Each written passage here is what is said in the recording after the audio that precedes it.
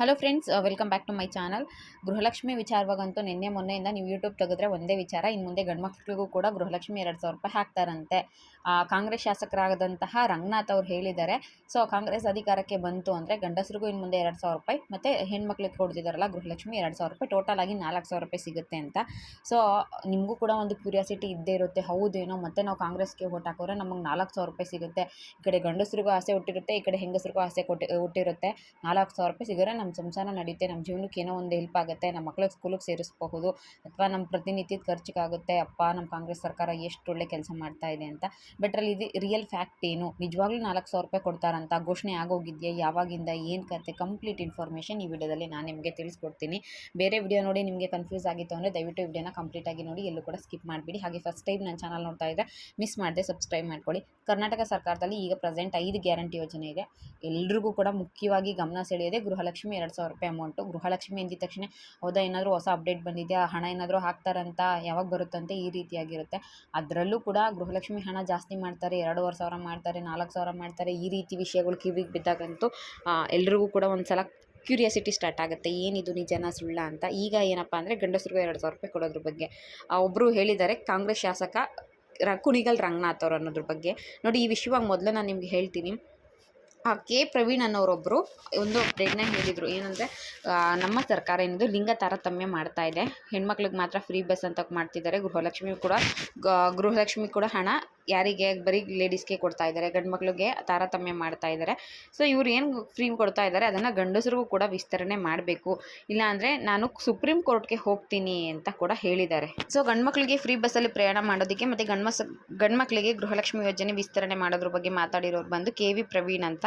ಈಗ ವಿಷಯ ಏನು ಬರ್ತಾ ಇದೆ ಅಂದರೆ ಮತ್ತೊಬ್ಬರು ಕಾಂಗ್ರೆಸ್ ಶಾಸಕರಾದಂತಹ ಕುಣಿಗಲ್ ರಂಗನಾಥ್ ಅವರು ಹೇಳಿದ್ದಾರೆ, ಗಂಡು ಮಕ್ಳಿಗೂ ಕೂಡ 2,000 ರೂಪಾಯಿ ಕೊಡ್ತೀವಿ. 2028ರಲ್ಲಿ ಈ ಸಲ ಈಗ ಇನ್ನು 3 ವರ್ಷ ಅಧಿಕಾರ ಇದೆ ಅಲ್ವಾ, ಅದು ಕಳೆದ ಮೇಲೆ ಮತ್ತೆ ಎಲೆಕ್ಷನ್ ಆಗುತ್ತೆ. ಮತ್ತೆ ಎಲೆಕ್ಷನಲ್ಲಿ ಕಾಂಗ್ರೆಸ್ ಸರ್ಕಾರ ಬಂತು ಅಂದರೆ ನಾವು 2,000 ರೂಪಾಯಿ ಗಂಡಸರು ಕೊಡ್ತೀವಿ, 2,000 ರೂಪಾಯಿ ಹೆಂಗಸರಿಗೆ ಕೊಡ್ತೀವಿ ಅಂತ.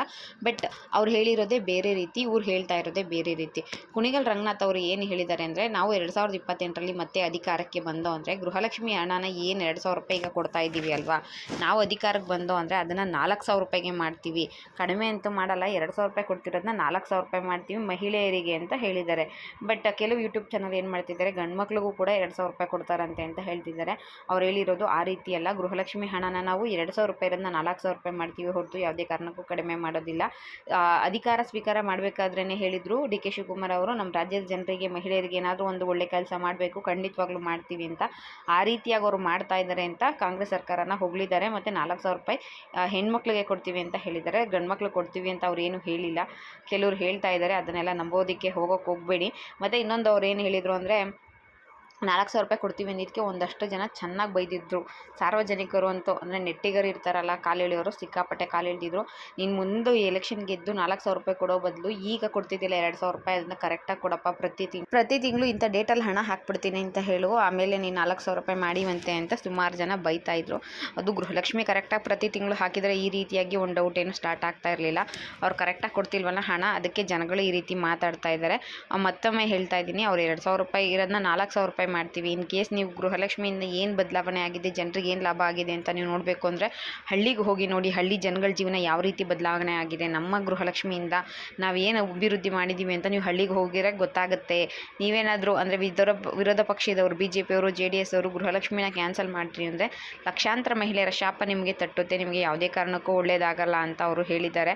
4,000 ರೂಪಾಯಿ ಮಾಡ್ತೀವಿ, ಮತ್ತೆ ಎಲೆಕ್ಷನ್ ಆಗಬೇಕು ಅಂತ ಹೇಳಿದ್ದಾರೆ, ಎಲೆಕ್ಷನಲ್ಲಿ ನಾವೇ ಗೆಲ್ಲಬೇಕು ಅಂತ. ಇದಿಷ್ಟು ಗೃಹಲಕ್ಷ್ಮಿ ಬಗ್ಗೆ ಒಂದು ಕ್ಲಾರಿಫಿಕೇಷನ್ನು. ನೀವು ಅಂದ್ಕೊತೀರಾ, ಅಯ್ಯೋ ಗಂಡಸರಿಗೂ ಕೊಡ್ತಾರಂತೆ, ನಾವು ಮತ್ತೆ ಇನ್ನು ಅಪ್ಲಿಕೇಶನ್ ಹಾಕಬೇಕು, ಈ ಸೈಬರ್ ಹತ್ರ ಹೋಗಬೇಕು, ಗ್ರಾಮವನ್ ಹತ್ರ ಹೋಗಬೇಕು, ಹೇಗೆ 2,000 ರೂಪಾಯಿ ಕೊಡ್ತಾರಂತೆ. ಯೂಟ್ಯೂಬ್ ತೆಗೆದ್ರೆ ಸಾಕು ಇದ್ದೇ ಫೇಕ್ ಇನ್ಫಾರ್ಮೇಷನ್ಗಳು ಓಡಾಡ್ತಾ ಇದ್ದಾವೆ. ನನ್ನದೊಂದು ಕ್ಲಾರಿಫಿಕೇಷನ್ ಇರಲಿ ಅಂತ ಈ ವಿಡಿಯೋ ಮಾಡಿದ್ದು. ಇಷ್ಟ ಆಗಿದ್ದರೆ ಲೈಕ್ ಮಾಡಿ, ಶೇರ್ ಮಾಡಿ, ಸಬ್ಸ್ಕ್ರೈಬ್ ಮಾಡ್ಕೊಳ್ಳಿ. Thank you for watching friends.